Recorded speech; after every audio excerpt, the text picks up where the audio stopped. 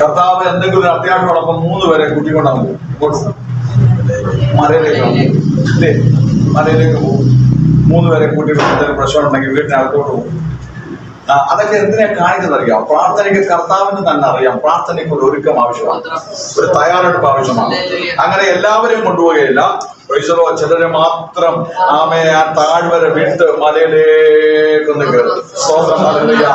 അവിടെ ആ പ്രാർത്ഥിച്ചുകൊണ്ടിരിക്കുമ്പോൾ തന്നെ ചില രൂപാന്തരം നടന്ന് നമുക്കറിയാം. ഞാൻ വിശ്വസിക്കുന്നത് ഇതാണ്, പ്രാർത്ഥന ഒരുക്കമുണ്ടെങ്കിൽ, തയ്യാറെടുപ്പുണ്ടെങ്കിൽ നമ്മുടെ പ്രാർത്ഥനയിൽ ചില രൂപാന്തരങ്ങൾ നടക്കും, ചില ദൈവ പ്രവർത്തികൾ നടക്കും. എലിയാവിന്റെ പ്രാർത്ഥന നിനക്കറിയാമല്ലോ. സ്തോത്രം. ചുമ്മാതെ പ്രാർത്ഥിച്ചു ഒന്നുമല്ല, ആധിപത്യത ഇടിഞ്ഞു കിടന്നതൊക്കെ ഒന്ന് തയ്യാറാക്കി ഒന്ന് ഒരുക്കി വെച്ചു.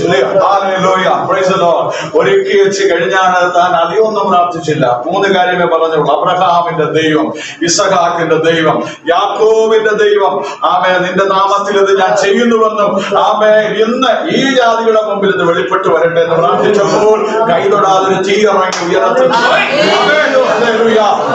യാഗപീഠത്തിന്റെ മേൽ ഇറങ്ങിയെങ്കിൽ ഇന്ന് പകൽക്കാലം നമ്മളൊന്ന് തയ്യാറാകാമെങ്കിൽ, നമ്മളൊന്ന് ഒരുങ്ങാമെങ്കിൽ, നമ്മളൊന്ന് റെഡിയാകാമെങ്കിൽ, നമ്മളെ തന്നെ പുതുക്കാമെങ്കിൽ തീയിറങ്ങേണ്ട തീ